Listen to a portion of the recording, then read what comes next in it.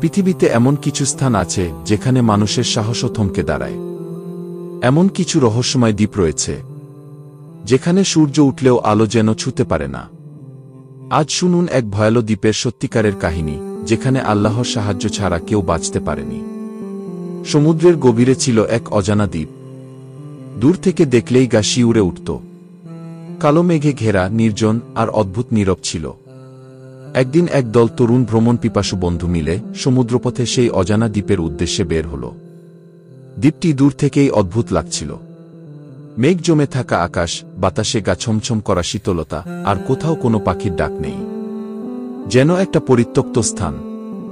স্থানীয় জেলেরা সতর্ক করেছিল, সাবধান, এই দ্বীপটি অভিশপ্ত, সেখানে দুষ্ট জিনেরা বাস করে। ওখানে কিছু অলৌকিক শক্তি আছে যার কারণে কেউ গেলে আর ফেরে না। কিন্তু কৌতূহল আর আত্মবিশ্বাসের বশে তারা সেখানে গেল।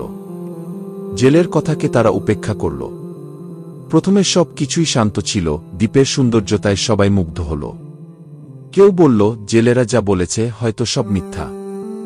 এভাবেই তারা অমনোযোগী হয়ে পড়ল। ধীরে ধীরে তারা দ্বীপের ভেতর এগোতে লাগল। কিছু একটা তারা অনুভব করছিল, কিন্তু বুঝতে পারছিল না সেটা আসলে কি। হঠাৎ তাদের জেলেদের কথা মনে হল। এই জায়গাটি তো পরিত্যক্ত এবং অভিশপ্ত বলেছিল জেলেরা। তারপরও তারা ভিতরে যেতে থাকল। কিন্তু যতই ভেতরে গেল ততই ভয়াবহ দৃশ্যের সম্মুখীন হতে লাগল। অদৃশ্য অনুভূতি, অচেনা ছায়া, হঠাৎ হঠাৎ কে যেন ছুঁয়ে যাচ্ছে অথচ কেউ নেই। গাছের পাতা আর ডাল নড়ছে, অথচ বাতাস নেই। রাত নামার সাথে সাথে বিভীষিকা আরও ভয়াবহ রূপ নিল। জিনেরা তাদের বিভ্রান্ত করতে লাগল।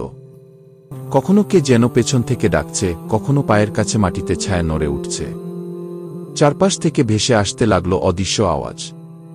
ঝোপের ভেতর থেকে চোখ জ্বলজ্বল করতে লাগল। আগুনের মতো আলো ছলকাচ্ছিল। সবার মনে এক অজানা ভয় গ্রাস করে নিল।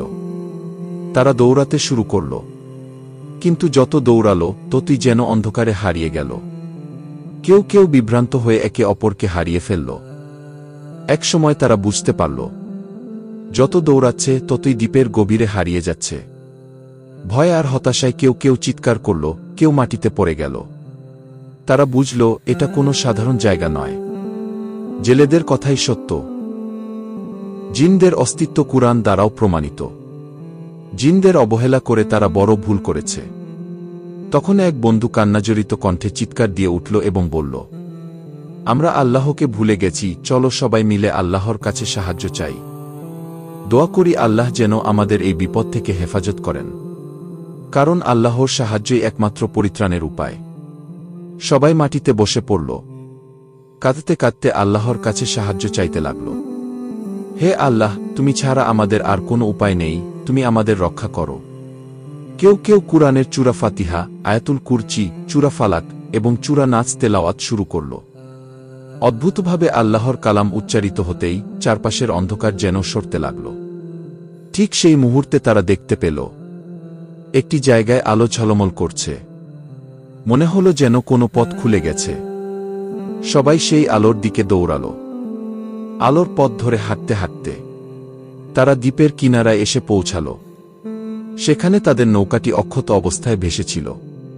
তারা দ্রুত নৌকায় উঠে দ্বীপ ছেড়ে চলে এল।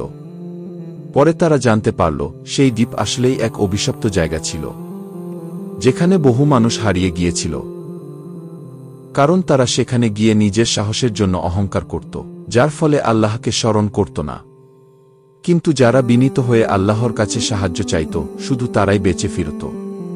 প্রিয় বন্ধুরা, এই ঘটনা আমাদের শেখায়, বিপদের সময় একমাত্র আল্লাহর স্মরণই মুক্তির পথ। কুরআনের তেলাওয়াত শয়তান ও জিনের কুমন্ত্রণা থেকে রক্ষা করে। অহংকার আর গাফলতি মানুষের সর্বনাশ ডেকে আনে। যারা আল্লাহর উপর তাওয়াক্কুল করে, তার কালামের আশ্রয় নেয়, তাদের জন্য সব অন্ধকারের পরেই আলো আসে। কিছু নিষেধ মানা প্রয়োজন। অভিজ্ঞদের নিষেধ কিংবা পরামর্শ না মানলে হয়তো বড় ধরনের বিপর্যয়ের সম্মুখীনের আশঙ্কা রয়েছে, যা আমরা ভিডিওতে শিক্ষা পেয়েছি। আসুন আমরা প্রতিটি বিপদে আল্লাহর সাহায্য চাই, কুরআনকে আঁকড়ে ধরি, কারণ তিনিই একমাত্র রক্ষাকারী।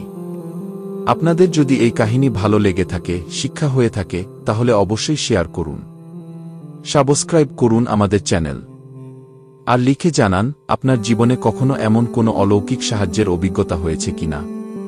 আল্লাহ আমাদের সবাইকে রক্ষা করুন। এরকম শিক্ষণীয় ভিডিও পেতে আমাদের সাথেই থাকুন।